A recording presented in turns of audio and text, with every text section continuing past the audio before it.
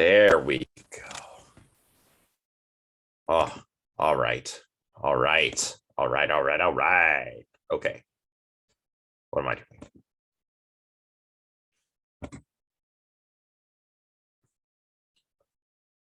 All right.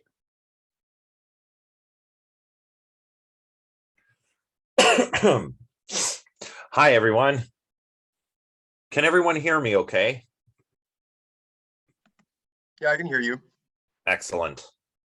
Sorry for the late start. My computer is, again, really slow and crappy, and I really need a new computer.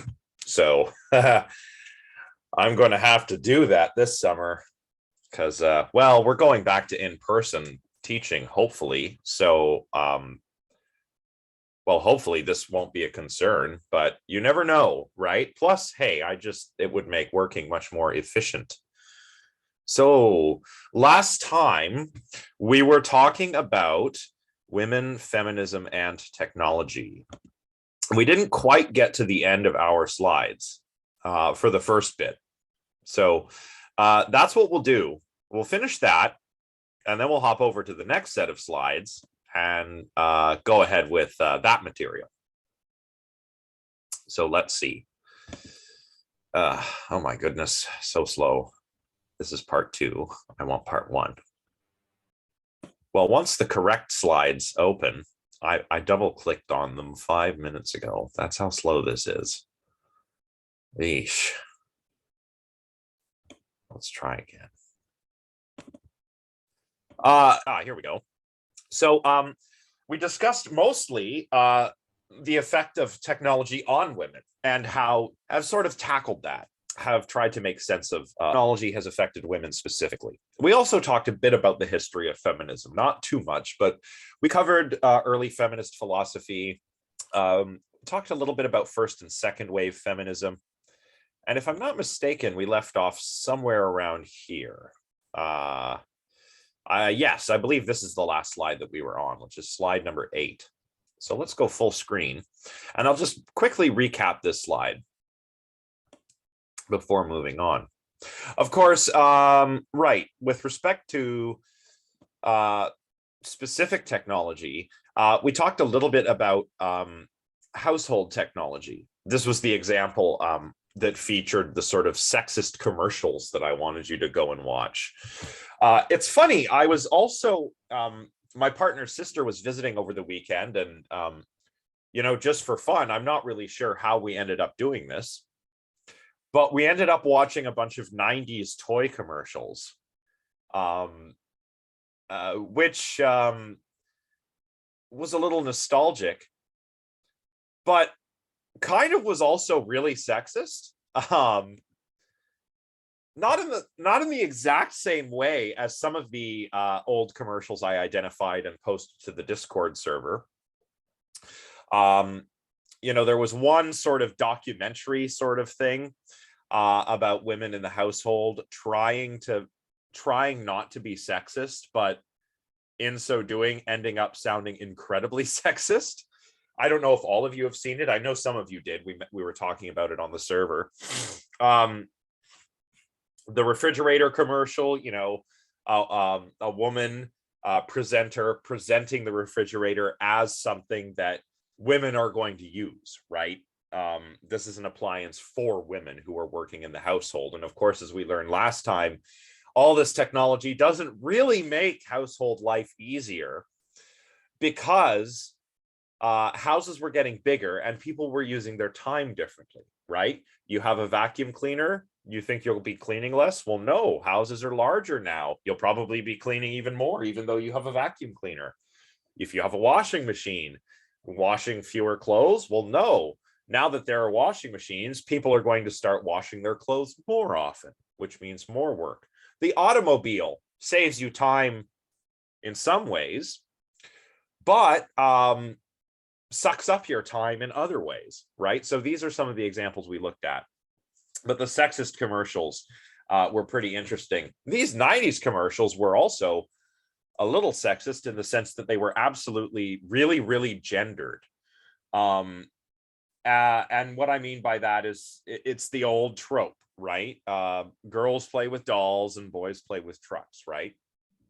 We're watching these, and and this is the era that I was growing up in too, you know, late 80s, early 90s. I'm watching television, I'm seeing ads like this, and when you're a kid you don't think of anything of it, but when you're an adult in a philosophy class, you kind of look back on it like, wow, these advertisers really wanted girls to play with dolls and grow up and, I don't know, have babies or something, and really wanted boys to play with trucks, or Transformers, or there were GI Joes, and like, I mean, I was into some of that stuff, but I don't know. I was lucky I was a weird kid, I suppose. My favorite toy was, I had a chemistry set, I had a microscope, which I guess are also gendered, right? Because as we're about to discuss later on in the second set of slides, science itself and technology itself are also thought of as male. So there, I've just given myself something interesting to think about, right? I thought, oh, I escaped the gendered toy advertising of the 90s. Well, maybe I didn't, because my parents got me all of these nerdy toys, which were marketed toward boys. Ah, good point. Oh man, I forgot about Lego too. I loved Lego. I would make up my own stuff all the time. Didn't follow these instructions, no kits.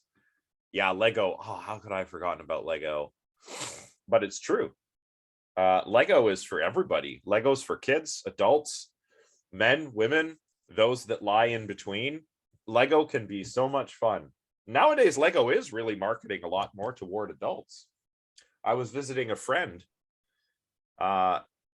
same age as me, and he was showing me his Lego Saturn V rocket kit. Yeah, he had set it up, and I was like, wow, actually, I kind of missed this. Yeah, it's really interesting that you say that, because I'm a business student, and I kind of heard about that. I think I read an article about that, but that's kind of their mission statement, is that no matter who you are, your age, or whatever demographic, you are able to enjoy their products. So it's kind of interesting. That's great. It's a great approach, and sorry, excuse me while I do this. It's a great approach, I think, especially because Lego is supposed to be about like learning and creativity, and you know, you get lost with Lego. Yeah. In your Legoing. But anyway, so then we moved on to reproductive technology, and that's kind of where we left off, talking about some of the ways in which certain reproductive technologies like birth control, for example, or access to abortion, provide women with more agency, more autonomy, right?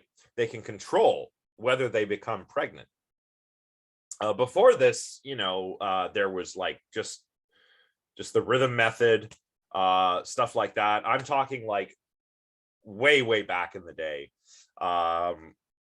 You know, there were some forms of contraception that were not very reliable. I mean, condoms used to be made out of gut, and they were like washed and reused.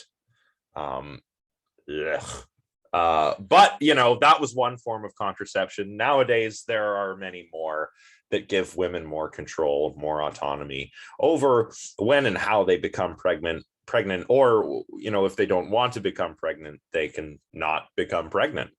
If they don't want to be pregnant, they can not be pregnant anymore. But on the flip side, there's also things like in vitro fertilization. These allow women, on the one side, again, more control to decide, either on their own or with their partner, whether they'd like to have children. In vitro fertilization has also been really interesting, because of issues with surrogacy, right? Surrogate mothers will carry a baby to term for someone else, maybe somebody who could not have children, even with in vitro fertilization and implanting the zygotes in that person, and they instead use a surrogate. So that allows, again, more control over reproduction, more reproductive autonomy for one of them, because usually surrogates, or oftentimes surrogates, can be women in developing countries, and they may feel like this is sort of a golden ticket opportunity, but it could still be hard on their health. So again, in some ways, this increases autonomy, increases control over one's own body. In some ways, it can diminish it. It might add pressure on women to reproduce, as we were talking last time, or to screen genetic abnormalities. We talked about the example of Iceland, where if you go to Iceland, you will just not find anyone with Down syndrome. Down syndrome is a developmental disorder that happens because of an extra chromosome, which means that we can screen for it genetically. And it's standard practice in Iceland to abort a fetus if Down syndrome is detected. This is much different than, for example, in the United States, where I think culturally there's a lot more resistance to that sort of thing. I don't want to say resistance to abortion, because even though that's the way it looks with all the laws getting passed, I think a majority of the people in the United States, I think the figure is actually up around 70%, agree that women should have safe access to abortions. So anyway, let's continue on. Dusick has a little thing here to say about radical feminists and how they view reproductive technology. And by radical feminist, I'm not I'm not trying to sound like a Jordan Peterson type character here. I'm not trying to straw man anybody. No, radical feminism is something that grew out of second wave feminism, and radical feminism is all about dismantling, the patriarchy, getting rid of the power structures that are bad for women, right? And also bad for men, because patriarchy isn't really that good for men either. Let's be real about it. So, okay, radical feminist critics, Dusick writes, of the new reproductive technologies have claimed that they are a means for the mostly male physicians to control the one human act, pregnancy and childbirth, that men are unable to do. In early societies, there was a religious mystique about the reproductive powers of women. In the Renaissance and early modern period, one of the dreams of the alchemists was to produce the homunculus, or little person, by purely chemical means. This would allow male alchemists to achieve the one ordinary human task of which they had previously been incapable. Some feminist theorists of technology have seen modern reproductive technology as a fulfillment of this age-old dream of male capability and power. Feminist critiques have seen contemporary genetic engineering and test tube babies as a fulfillment of the homunculus fantasies of alchemists, such as Michael Mayer's Atalanta Fugiens, which is an old alchemical text. So, interesting point there, and I don't entirely disagree with it, because my area, which has to do with robots and artificial intelligence and artificial life, I see a similar thing there. The dream of artificial intelligence, to me, is like a realization of this dream of creation, right? Not just for men. I suppose I don't think of this the same exact way as radical feminists do. But there's something interesting about trying to create artificial life, or trying to create a mind, trying to create a being, really. A sort of apotheosis of the human being. We would become like gods, if we created artificial life, for example. So there's an interesting parallel there, and yeah, I think they have a point. Maybe this is not the realization of some alchemical dreams or anything like that, but these technologies are primarily administered by male physicians.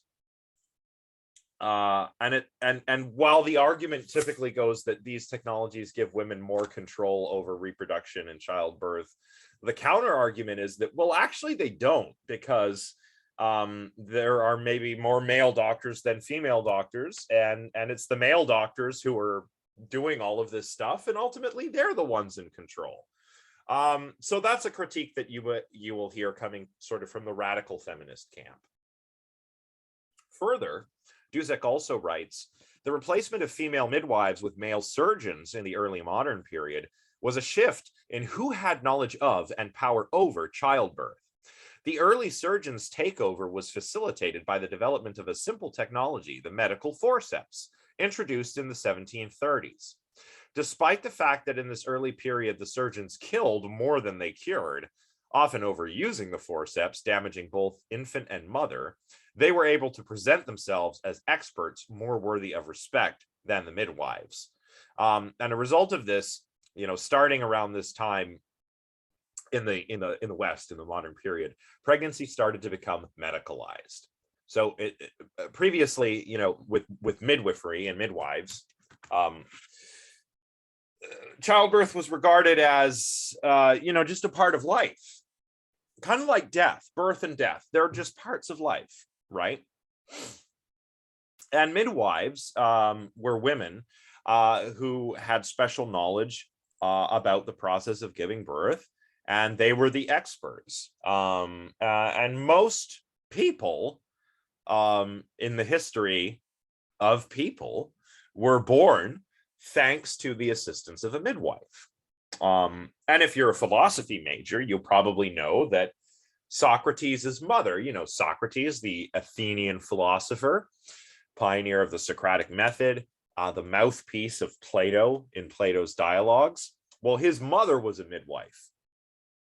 And Socrates likened himself to a midwife in the sense that Socrates is trying to help you give birth to your own ideas. Socrates thinks that all your knowledge, your ideas, it's all really innate. It's in there, kind of like how the baby is carried within the mother. And so Socrates isn't teaching you anything. He's kind of helping you birth your own ideas, like a midwife helps to deliver a baby, right? So that's just an interesting bit of philosophy trivia in case you're interested. But yeah, so birth and death, but especially here birth, were just seen as natural processes. They weren't like thought of as pathological until pregnancy started to become medicalized, right? And speaking for myself, I have to admit I'm a little bit on the fence about this. Certainly, it's not good that with the advent of medical forceps, surgeons killed more people than they saved. And this is probably including, it says, right, this is not a good thing, because women don't need any help, struggling. Well, no, women, how do I put this? The doctor is not necessary. An early surgeon is not necessary to make childbirth dangerous. That's what I'm saying. Before modern medicine, I don't mean in the modern period, but I mean like, 20th and 21st century medicine, I think something like 1 in 5 women statistically will die in childbirth. Why is that? Well, it has to do with our large craniums. Humans have very big brains, and we've evolved very large heads to keep those brains in. So large that sometimes babies can't fit through the birth canal. And so midwifery could deal with this to a certain extent. Early doctors, maybe not so well. But nowadays, modern medicine is definitely, I think you probably, if you have any sort of underlying health concerns, or anything like that, it's probably a good idea to have a baby in a hospital. Although, Helen, that's a really good point. Helen says Black women are more likely to die in childbirth because of racism and medical practice. And yes, that is a problem. That is a problem. Some doctors, it's even been shown, have have weird misconceptions about racial differences in medical practice. I saw something to this effect on last week tonight, actually, a while back. Doctors were presented with I'll have to try and identify this study, but doctors were asked questions, basically nonsense questions, and some of them believed, gave the wrong answers, thinking that they were correct. Weird racialized sort of like nonsense. Like one of the questions, I remember this in particularly. One of the questions was, true or false, Black people have thicker skin. And most doctors that were asked were like, yes. But of course, that's nonsense. Average human skin thickness is the same across different ethnic groups. So nonsense like this, and also overt racism, even implicit bias. Oh, Zach, people have debunked this study. So the doctors were not. Can you clarify that, Zach?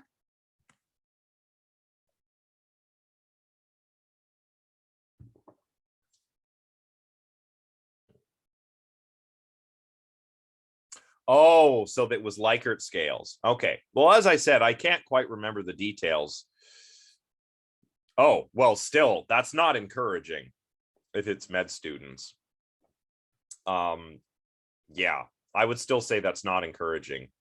So maybe this is not a good example then. However, I think that this, I mean, we can all agree that this is still an issue. And let's see. The origin of hysterectomies. Yeah. Doctors do have to memorize a lot of stuff. When you go to the doctor, to the point of looking stuff up, when you go to the doctor, they often have a very large bookcase with lots of medical encyclopedias. There's a reason for that. You go through med school, but you're not going to remember everything. Nonetheless, I would say that Helen is absolutely correct. Also, women in the developing world who maybe just don't have access to good medicine, maybe they have good doctors, but the medical technology isn't up to par. Ellie is correct here. The origin of hysterectomies. One thing that's not talked about often enough is how so much modern medical knowledge is actually a result of Nazi doctors experimenting on people in the Holocaust. Yeah, that's true. This is a big one in mental health and developmental psychology. Abby, like a lot of, for example, ADHD and autism. For a long time, the diagnostic criteria were derived from studies that exclusively looked at males. It's like, I say to myself sometimes, wow, all of a sudden in 2022, I know so many women with ADHD. Well, it's because they were never diagnosed when they were young, because ADHD presents differently in women than in men, right? So we all know the hyperactive boy in class who, we even a non-professional could go, oh, maybe little Johnny has ADHD. But girls with ADHD tend to be more inattentive. And so it gets misidentified as just, oh, they're just bored, or they're not paying close attention, right? So lots of examples. But I'm going to look further into that medical student study, see where I went wrong there, and look at how it was debunked, because I'm curious about that. There was some discussion in the book on C-sections and ultrasounds. Real first, Elia has another comment. Amount of power that big pharma has in medicine industry makes it harder for other methods such as Eastern traditional medicine to get approved by the FDA. Yeah, that's true.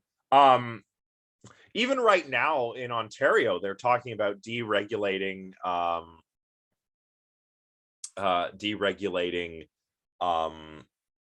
deregulating traditional Chinese medicine. And I have to admit, I'm kind of on the fence there for reasons I'll get to in a sec. Oh, Dr. Mike. Yeah, I think I've seen his YouTube channel pop up. Tried to give the doctor perspective.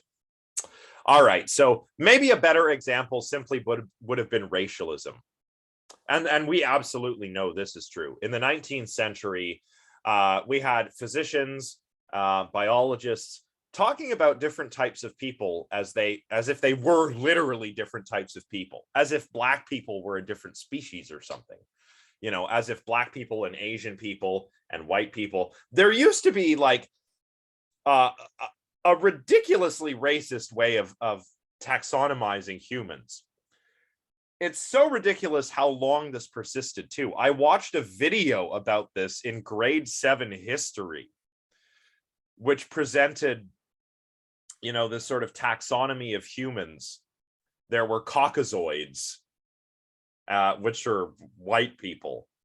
There were Australoids, which are people that crossed to Australia, right? This is, of course, nonsense. But it comes out of this 19th century racialism when we were like, you know, looking at phrenology or stuff like this. So like this is absolutely still probably part of the systemic problem.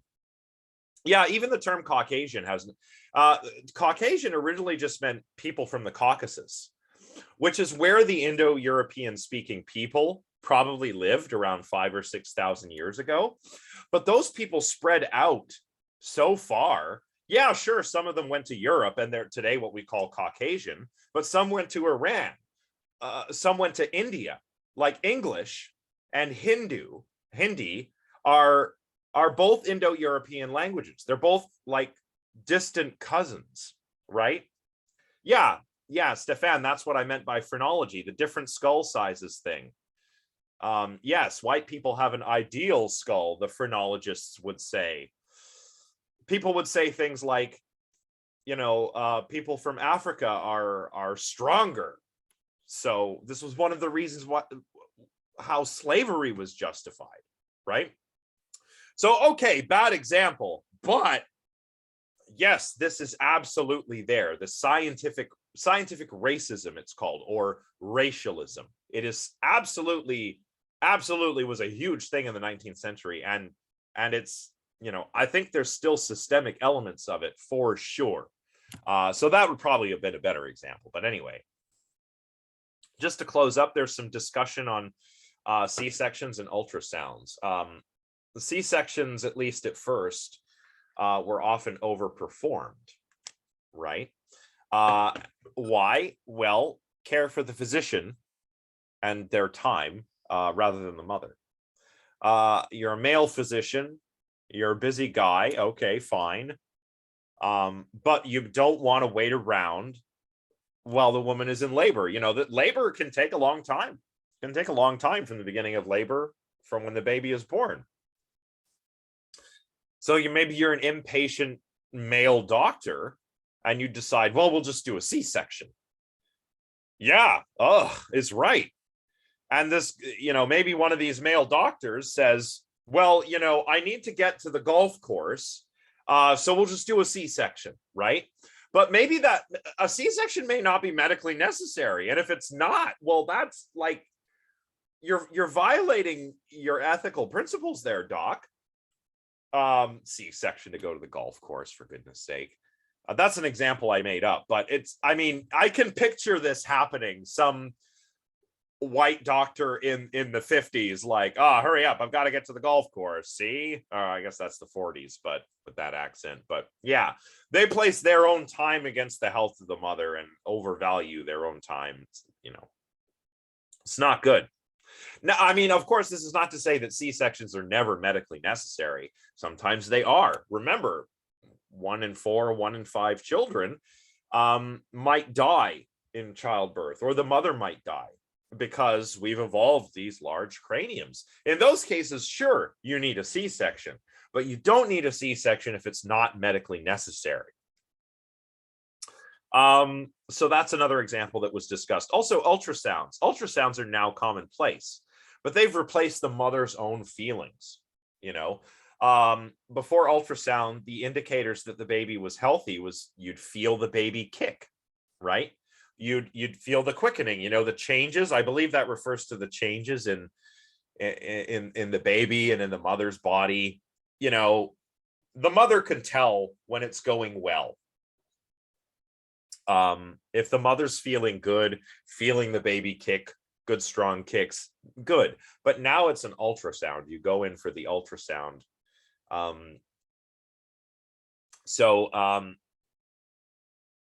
You know, I think nowadays it's you probably have a bit more gender representation with ultrasound technicians and with doctors. But back in the day, this was another example of a sort of medicalization of pregnancy, and sort of you know, taking this, instead of using, you know, the mother's feeling of how the pregnancy is going, we're taking this snapshot and making this objective scientific sort of image out of it. Like, here, we've scienced your baby, and you can see here the heartbeat and blah, blah, blah, thanks to science, right? We're sort of, you know, objectifying and you know, here it is, boom, as if we were looking through a microscope or something, right? And that's something else that's changed with this sort of medicalization.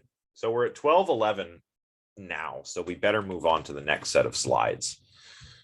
But real first, Holden says, in the 19th century, a lot of maternity wards were split between a midwife's division and a doctor's division.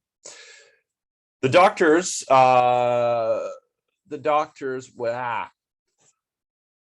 ward had something like 4 times the death rate. Wow.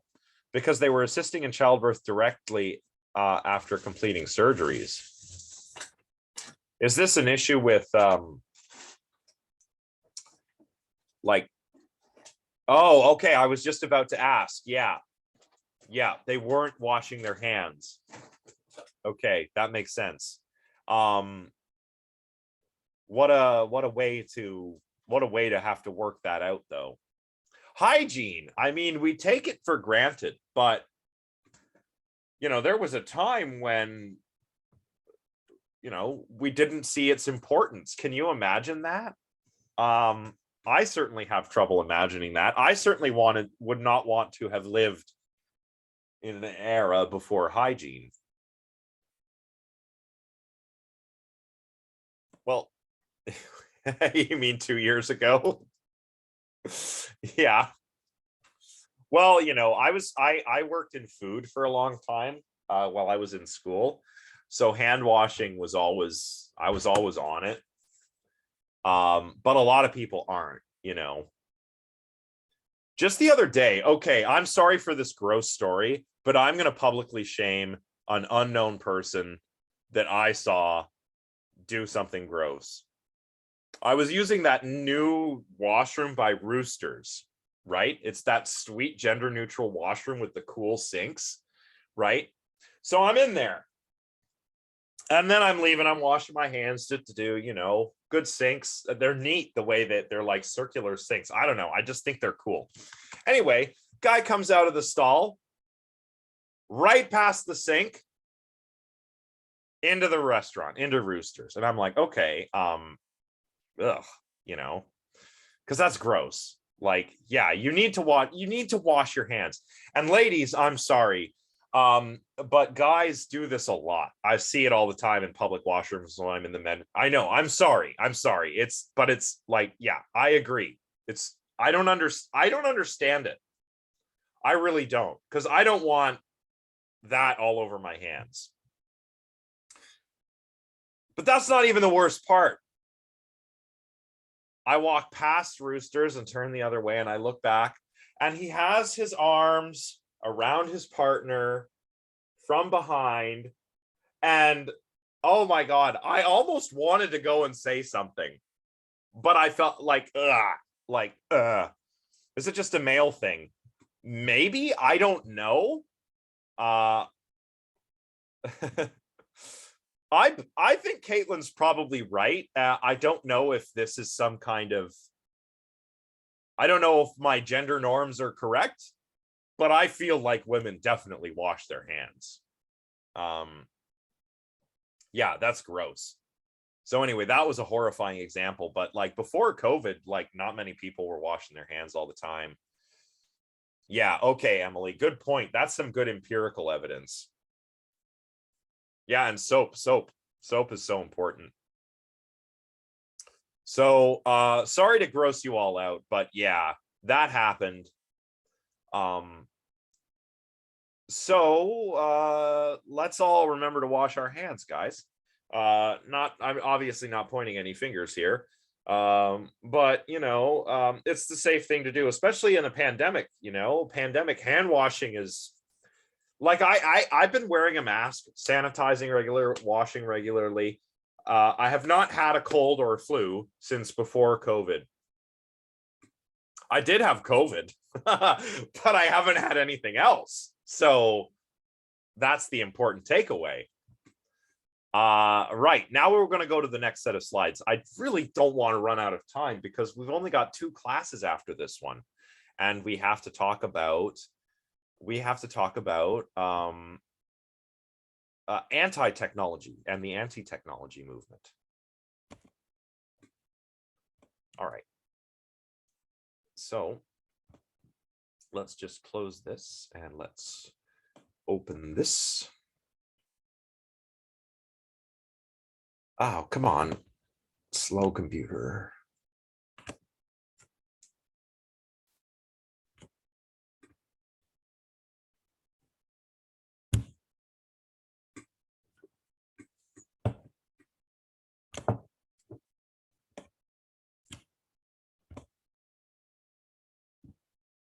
All right, here we go.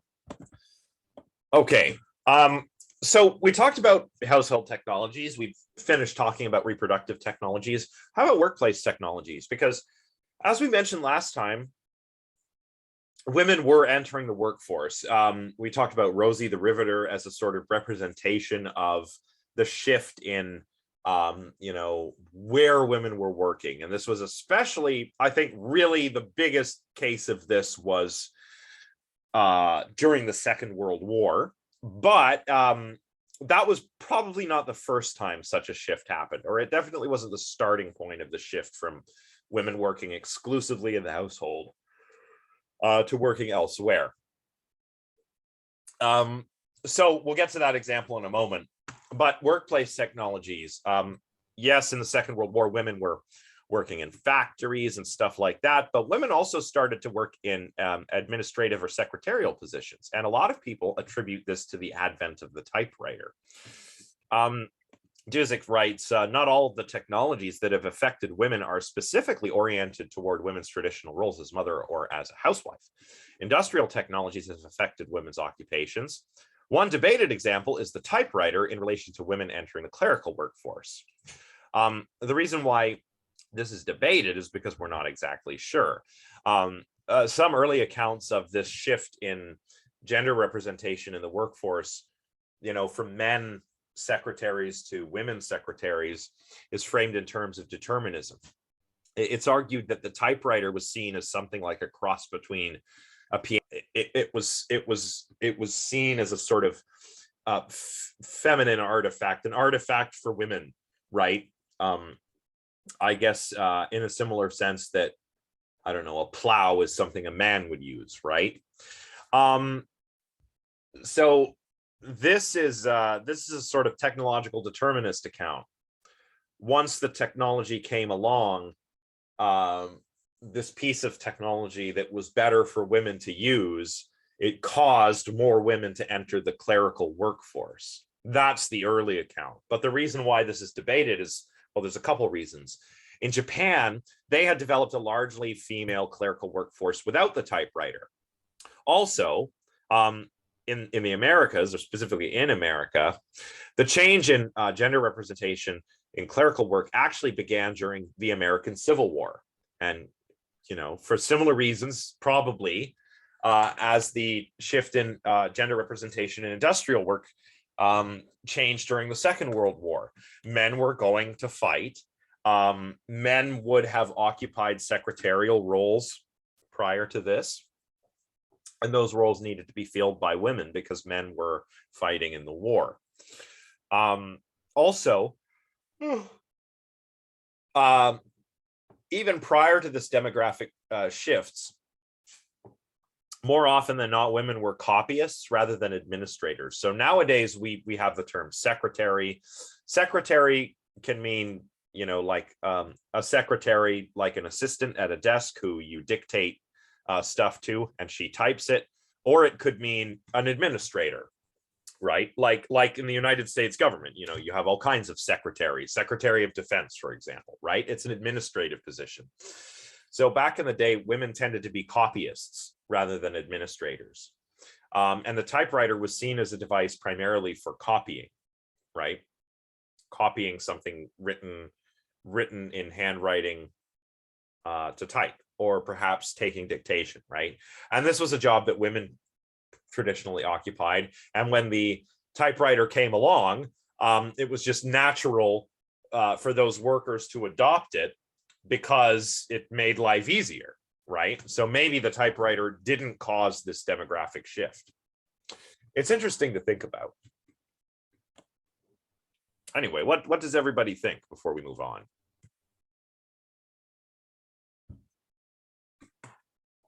If there are no thoughts, that's okay. I do want to get through all of this.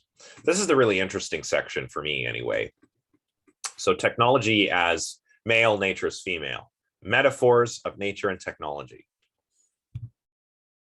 Now, as Duzick writes, there is a rhetoric of man and technology and of man's domination of nature. It has been noted by a number of feminist writers that nature is generally portrayed as female, as in Mother Nature or virgin lands. Scientists and technologists are generally portrayed as male. This convention goes far back in time. Ecologists like to cite the earth goddess Gaia, and James Lovelock has used her name to designate his theory of a self-adjusting biosphere, including both chemicals, such as atmospheric gases, and organisms. So this has been with us for a long time. I mentioned last time in the Indo-European tradition, if you go back far enough in, like, linguistically, Indo-European, by the way, Proto-Indo-European is a language that we've reconstructed. It's actually quite interesting to learn about philology because it's almost a dead discipline, but we've used or we've constructed a sort of family tree of all the Indo-European languages, and we've been able to reconstruct the language of Proto-Indo-European. And yeah, they have an earth mother and a sky father, right? And Gaia is the Greek earth mother. This started to change. Merchant especially, she argues that it changed in the 17th and 18th century, which was associated on the one hand with the exploitation of nature for resources, but also I think has a lot to do with the mechanistic worldview. You know, the ancient Greeks were, and I'm talking specifically here about the pre-Socratics, were like early scientists. Science is all about sort of objectivity, detaching yourself and trying to objectively observe, right? And the ancient Greeks thought that we could do this for sure. We have logos, right? Logos, reason. And we have nous, the intellect. And we can stand separate from nature, or physis. We can kind of stand away from the cosmos and understand it, right? Using our reason. But nonetheless, the Greeks did think of matter as sort of alive. This is something called Hylozoism. It comes from hule, which means matter, and zoon, which means animal or life, alive. So yeah, the ancient Greeks thought of the world as a place that was alive, literally, the living world. And the same is true, you know, just so that we're not being all like, you know, focusing exclusively on Western thought. Pretty much everywhere you look around the world, except in the West, like as we get closer and closer to modernity, the world is agreed to be this sort of living place, a big living system, and we are a part of it, right? If you compare mechanistic philosophy to like ancient Chinese philosophy, like Taoism, for example, Taoism is a really good example where, the world is sort of always in flow. There's a way that things flow. That's what Tao means, is the way. And it's all about yin and yang and the different energies like chi, the life force, right? And it's all flowing together, and it's a big complicated system, and we're a part of it. We're a part of that living world. Same with a lot of Aboriginal sort of bits of folklore, religion, Aboriginal religious practices and mythology. They all see the world as alive, and we're a part of that. We are a part of the world. We're not separate from it. Mechanistic philosophy comes along and changes all that. And I like mechanistic philosophy to a degree, but I think this is definitely one of its drawbacks. The drawback of treating matter as passive and inert. If you're a mechanistic philosopher, you think the universe is just matter in motion, right? It's just dead matter in motion. Drawback writes, Aristotle had treated matter as passive in analogy to the female and form as active in analogy to the male. Real quick, this is something called hylomorphism. This kind of dominates Aristotle's philosophical theorizing. Hylomorphism. You need matter and form. Those are two causes, matter and form. Material cause and formal cause for Aristotle.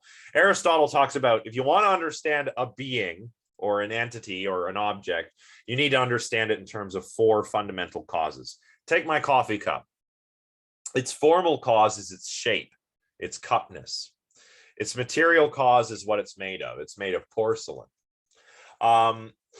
Its efficient cause is what brought it into being, the cup maker. And its final cause, or telos, is what it's for. Well, it's for holding liquids so that I can drink delicious coffee while I lecture, or indeed whenever I want. So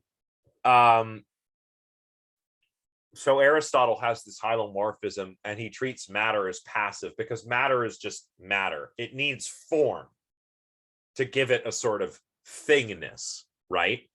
It's not the only thing it needs. It also needs somebody to bring it into being, and it needs a final cause. It needs a purpose or a telos. But here, matter is passive and form is active. So on hylomorphism, the active principle, form, brings matter, which only has potential, into what is actual. Okay, so sorry, I know that's a lot, but that's some Aristotelian metaphysics for you. Early atomists and mechanists further emphasize the passivity and deadness of matter. So early atomists, I'm not sure who he's talking about here. Drawback is not specific. Is he talking about Democritus? I think he's talking about Democritus. Who knows about Democritus? Democritus of Abdera, modern day place in modern day Turkey. Anybody know Democritus? No. Well, Democritus was a contemporary of Socrates, although the two never met. Democritus is reported to have been to Athens and reported that no one knew me. So he went to Athens, but nobody recognized him. Yeah, Tess, exactly. He came up with the indivisible substance, atoms. That's what in ancient Greek, adamas means indivisible. It's the same. It's our root. It's the root of our word for diamond. It's the root of our word for adamant. If think of X-Men, Wolverine's claws, right? They're made of what? Adamantium. So yeah, atoms and void. So the indivisible substance is atoms, and then there's void. And although today we still talk of atoms, our atoms are divisible. We can split the atom. That's nuclear fission. So what we call atoms, Democritus would not have called atoms. Democritus would say, it's the most fundamental particles that are indivisible. Probably what we call quarks. Quarks make up protons and neutrons, for example. So maybe quarks would be actual indivisible substance for Democritus. So I don't know if Duzek is talking about Democritus or if he's talking about early modern mechanists like Thomas Hobbes, for example, or Bacon for that matter. I don't know who he's talking about. He's not very specific there. But it could be either one, frankly, because they're emphasizing the passivity and deadness of matter. Anyway, to continue, thinkers in the Hermetic tradition treated the forces and powers of matter as active, but in opposition to them, the early mechanists, such as Descartes, denied any active powers to matter. Newton realized that, contrary to Descartes, forces were necessary to produce an effective theory of physics, but Newton denied that the forces resided in matter. He claimed that they were a separate form of active principle. So this is all just to say that matter was treated as passive in one way in the ancient world, but it's being treated as passive in another way in the modern period. Basically, Newton and others are diminishing what the ancients took as feminine qualities out of science.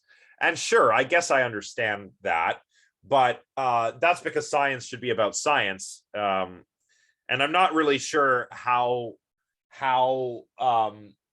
talking about elements of nature as male or female, I don't know what that gets us just as a scientist. But on the other hand, Newton's reasons for doing this are really weird. Newton's not doing this for those reasons. He's not like, what matter is neither male nor female, it's just matter. He's not doing that. Newton was a weird guy, okay? Newton was very uncomfortable around women, to the point where when I read about Newton, I kind of get the sense that he may have been asexual, right? Because he was just like so just repulsed of anything to do with sex, or anything to do with like women. So, or maybe he was just a misogynist. I don't know. I mean, I'm not trying to misrepresent Isaac Newton here. I don't know, but when I read about him, it's like, wow, what a weird dude. Brilliant guy, but seriously weird guy as well at the same time. He used to lecture by himself to empty lecture halls. If no one came to his lecture, he'd just lecture as if there were people attending his lectures. Weird guy. And we don't know why, some argue that he might have been autistic. Some argue that he may have suffered from mercury poisoning, right? We don't know. We have no way of knowing. But what a strange fellow. So, at the same time, thinkers like Newton were treating natural philosophy and even intelligence itself as something that was like inherently masculine, right? And this is unfortunate. This is stuck with us. This is why it took a long time until women were able to go to university, right? The most outstanding example from this early modern period, and I mentioned this last time, is a quote from Bacon. This quote is that I'm going to read is absolutely notorious. But first, I'm going to read some more from Duzek. Duzek tells us a little about Bacon. Francis Bacon, whom we have encountered both in the discussion of philosophy of science as proponent of inductive methods in science, and in the discussion of technocracy as a forerunner of technocracy and booster of the value of natural knowledge in the prosperity of society. Oh my God, long sentences, Duzek. Used a variety of gender images for the relationship of the male scientist with female nature. He used the image of marriage. He also used the imagery of voyeurism and seduction of nature. He associates the male investigator of nature with the probing of secret places and the forcing of nature to reveal her secrets. Yeah, this is the most notorious quote. Bacon writes, "For you have but to allow but you have but to follow and, as it were, hound nature in her wanderings, and you will be able to, when you like, to lead and drive her afterwards to the same place again. Neither ought a man make a scruple of entering and penetrating," is his whole object. Ugh, I kind of feel dirty after reading that. But what are your thoughts? You can see why this is kind of notorious.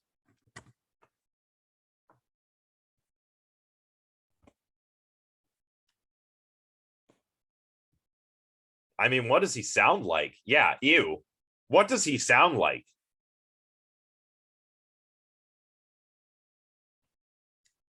I think he sounds like a rapist. Like, Holden says he sounds like an incel. Yeah. Stupid nature, not giving up her secrets. Meh. Yeah.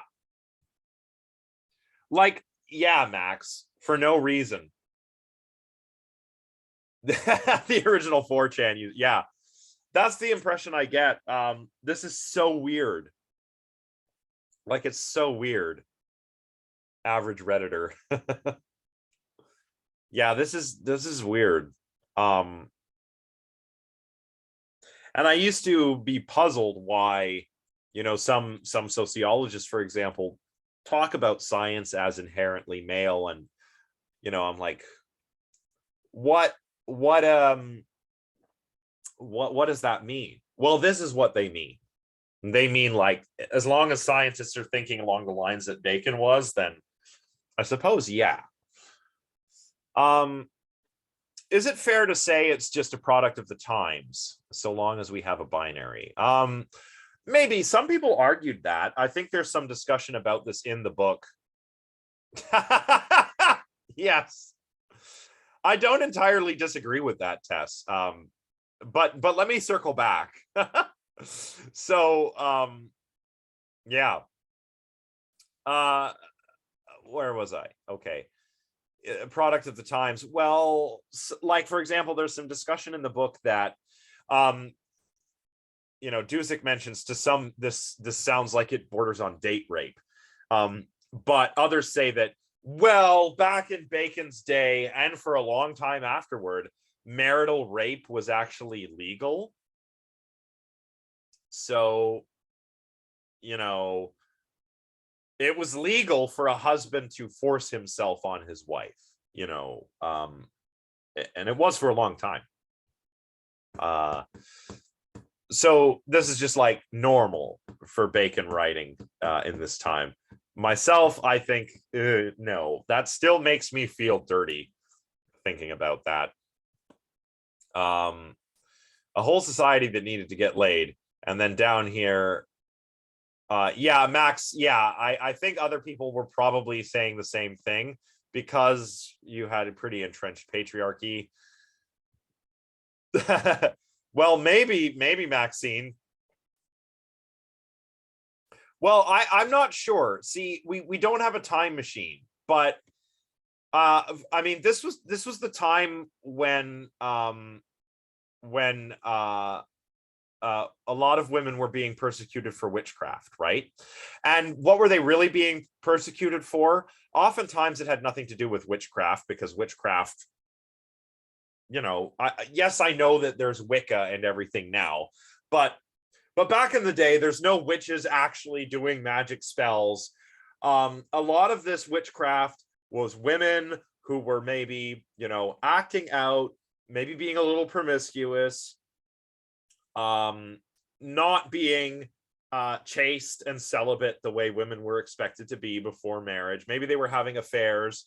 Oh yeah, good point. Maybe they were even doing math, maybe there were some female mathematicians. And of course that was attributed to the devil, and they would be burned at the stake or hung or drowned. Yeah, Elia. It's crazy. Yeah, it's absolutely nuts. Yeah, bruising men's egos. Yeah, exactly. Just, I know I say like, oh, I'm glad I live here now in the present and not like in the dark ages. But holy moly, like think of what it would have been like if you're a man, you know, like myself. Just try and put yourself in the shoes of a woman in the past. Yeah. I mean, so yeah, and Bacon was a big fan of King James in England. And King James really liked hunting witches. He was like obsessed with finding and killing witches. And generally witches are, again, you know, they're not like actual witches. They're women just, you know, trying to have a little autonomy, a little sexual freedom. I mean, it's not like people weren't banging back in the day. Like people must have been living in monasteries, and people must have been so horny in the dark ages. And I'm not trying to be facetious here, like just, you know, especially once they started making religious figures get married in like the dark ages, like early in the dark ages, priests could actually get married and have families. But that changed later on. Anyway, yeah. Where were we? Oh, Dusick raises a point. Oh, this is a point about the metaphors. Are we really just using metaphors here? Or is it true that in some essential way, science is male and nature is not? Interesting question. When was the major shift, Max asks, from using this gendered language of nature in the sciences? As when did people start viewing what Bacon said as really weird like we do?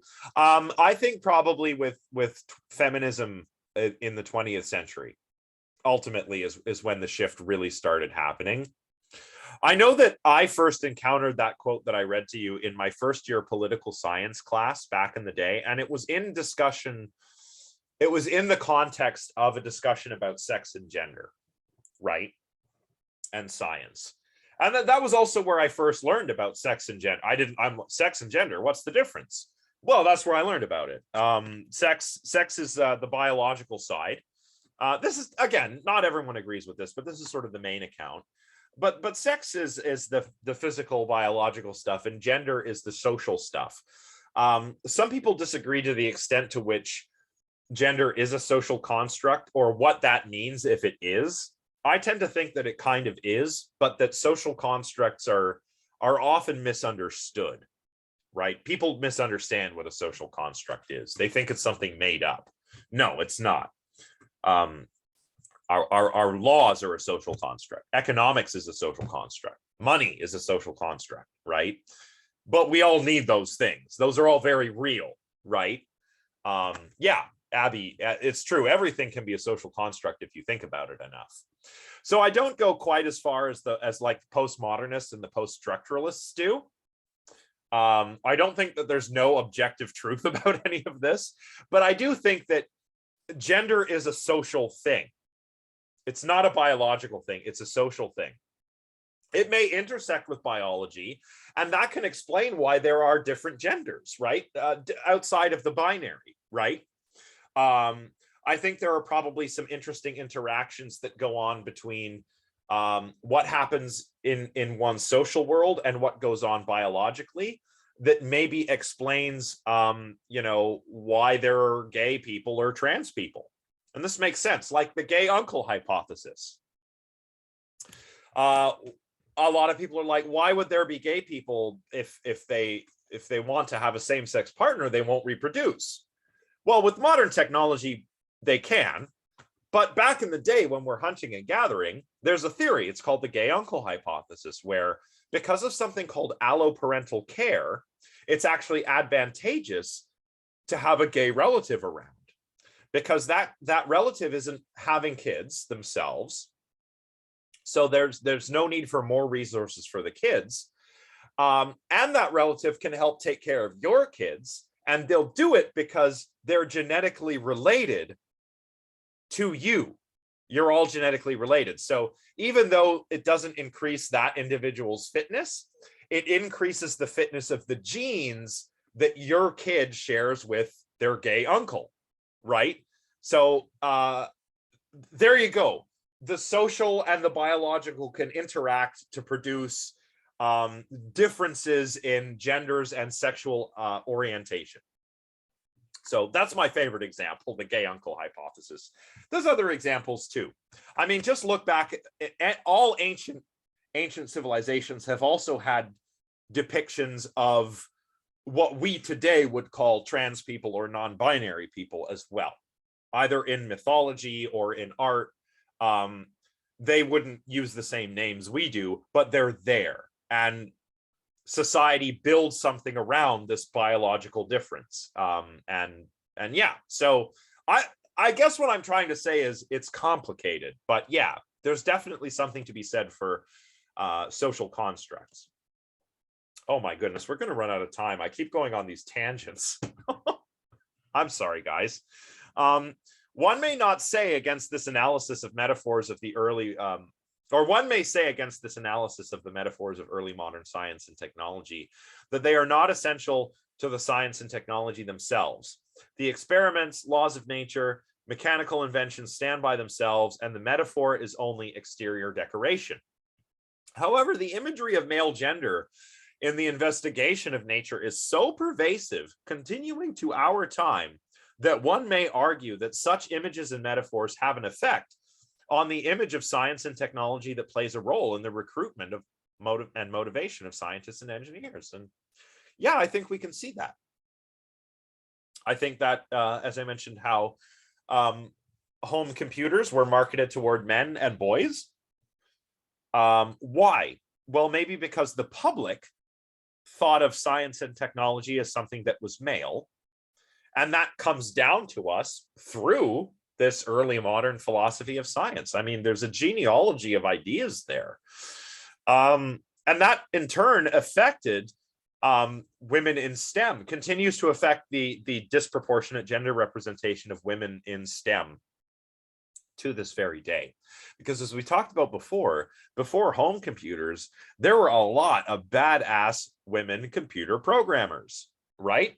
We were talking about the woman who worked for NASA. I think her name was Kathleen Johnson or Catherine in the 1960s, late 50s. Oh, and Margaret Hamilton. She was the Fortran machine programmer, if I'm not mistaken. And my favorite, Ada Lovelace, who wrote a computer program for Babbage's analytical engine, which was never built, never completed, but if it were, it would have been the first digital computer. It would have preceded Alan Turing's formalization of computation by about a century. And Ada Lovelace wrote a program for it. Wow, like so cool. Oh, Hamilton also coined the term software engineering. Oh, that's awesome. And there was that admiral. Oh no, I'm blanking on her name now. But programmer of the Harvard Mark I, right? So people just didn't know about them. I mean, the movie about the women working at NASA is called Hidden Figures for a reason, right? But these people are heroes. These women are heroes. Like I get emotional when I talk about this stuff. Like outer space is really, I love outer space stuff. And man, to think that we got to the moon because we had these badass mathematical computer programming women. And this was the 50s and 60s, and they were black, and there were still segregation going on. And this was like pre/during civil rights. Like, wow, like, I don't know, like they're heroes. They're heroes of science and technology. Yeah. So we need to talk about them more. So is this just metaphor or not? Well, I think it is a metaphor, but it's not merely a metaphor. I mean, metaphors, what is a metaphor? A metaphor says X is Y, you know? It's a way of saying something. It's a way of implying something in a non-literal way. So metaphors do something, right? So metaphors are never like mere metaphors.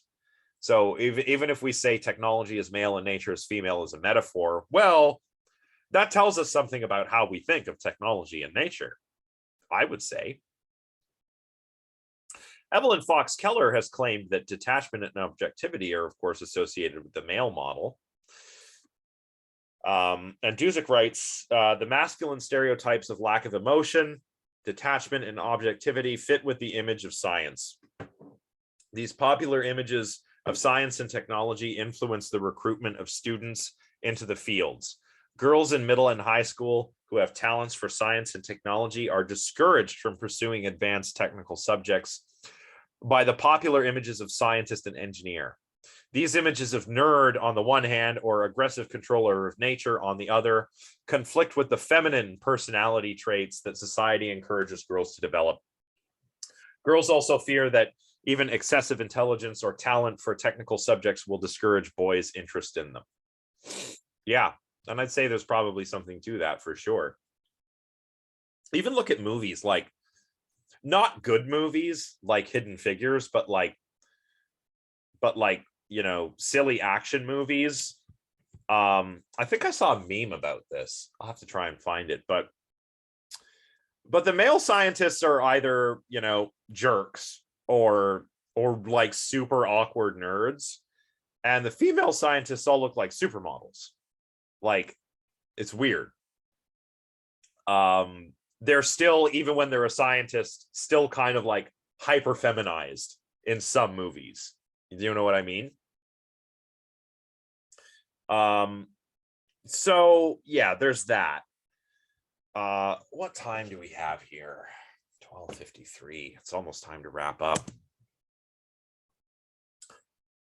I always think that I'm not going to have enough material, and then I have too much material.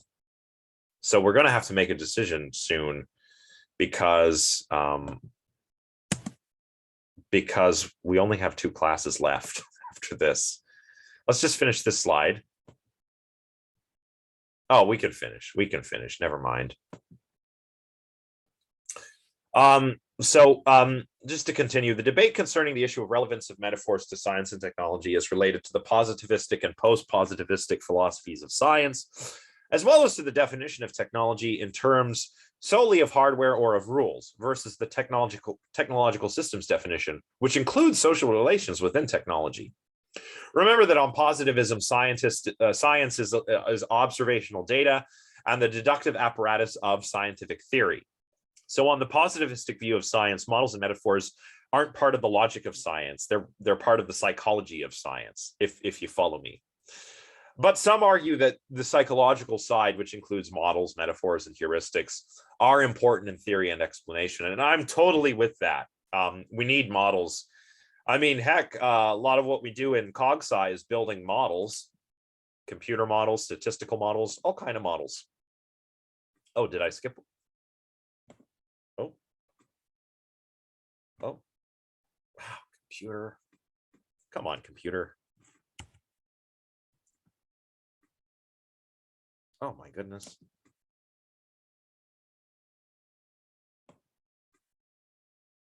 Oh, I did miss one.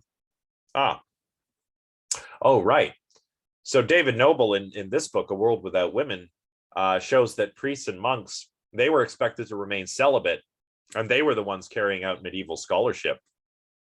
And this is actually where the modern university grew out of. Universities like some of the oldest ones in the world. Think of like Oxford or Cambridge.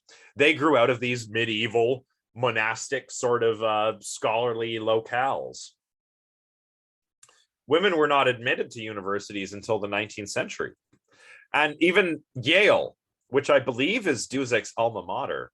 Well, not, I say even Yale. I mean, Yale, Harvard, those are all like old, fancy, conservative universities. Of course, Yale didn't become coeducational until the 70s. Of course, which is a shame, but you know, that's how it goes. There's an interesting quote here from Hilbert. When the mathematics faculty of Göttingen, Germany, resisted accepting one of the world's leading experts on algebra because she was a woman, the mathematician David Hilbert asked in exasperation, "Is this a university or a Turkish bath?" The exclusion of the feminine was not simply science and technology. Why is he saying this? Well, a Turkish bath refers to these big public bathhouses, and you know they're kind of like when you go to the swimming pool today. Men and women have different change rooms. Same with these baths. Men and women were separate in the baths. So it's a university. It's not a Turkish bath. Gosh darn it. And this is David Hilbert. David Hilbert was like a rock star mathematician of the early 20th century. So, and finally, Duzic points out, social historians of science and technology and sociologists of scientific knowledge have claimed that the broader social and cultural images and metaphors play a role in the acceptance and spread of scientific theories. Absolutely right. You know, the acceptance of Darwin's theory of evolution was probably stimulated to a great extent by Malthus's economics of human population. And these were well known in the 19th century. So we won't come up with other examples because we don't have time, but Duzic continues, similarly, the technical or hardware understanding of technology would exclude the imagery and cultural values that inventors or users of technology might associate with the technology as not really a part of that technology. What a mouthful. The technological systems definition of technology includes, hence, images and metaphors that motivate inventors or make the technology attractive to consumers have a role in the technology. And it strikes me here that if you were starting off this class not knowing how you viewed technology as applied science, as rules, not tools, as a system, maybe now you're kind of getting a sense of where you sit in this later discussion. Now, sorry for going over the time, but we need to make a decision. There's still one more section of the present chapter, or we can cover anti-technology and try and squeeze in as much of that as we can into our next two lectures. So what would we like to do? The final section of this chapter is about I forget exactly what it's about. But I would really like to get to anti-technology. Stefan, I would do a poll, but I'd rather sort of hash this out now. Just because I would have to get prepping real fast. Max would like to hear about anti-tech. I mean, there is one more section. I don't want to gloss over. I don't want to gloss over the rest of this chapter because this is important stuff. So the majority want anti-tech. I propose a compromise. I propose that I will not prepare slides for the last section of this chapter, but that we will hold a discussion, 15-20 minutes on the final section. And then we will cover the anti-tech chapter. Yeah, that's what I propose, because everybody's probably already read that section. We don't need slides to cover it. And I don't want to skip it because I think this is an important chapter. Actually, I've had a lot of fun with this chapter. I've learned a lot myself. Yeah, maybe just like one slide with a couple points, like here's the points we want to hit. And then we'll move on to anti-technology, Luddism, and so on and so forth. That's okay. That's what we'll do. Executive decision. Thank you for your input, everyone. That's what we'll do. We'll do a bit of a compromise, and that way we get to talk about both. Okay. It's just because when I have long slides, I go on such tangents, and we won't have enough time. So, okay, that's it. Thank you, everyone. I'm sorry that this lecture went a little long. I'm sorry that we got off to a bit of a late start. I'm sorry I'm still working on the grading. I'm really aiming to have that done soon. I promise. Yes. Okay. I'll see you all next time, everyone. And we'll talk a little bit about the final section of the chapter We'll go on to talk about the anti-technology movement. Take care. Bye for now. Thanks, everyone. Have a good day. Enjoy the sunshine. It's very nice. Thank you, Josh. Welcome.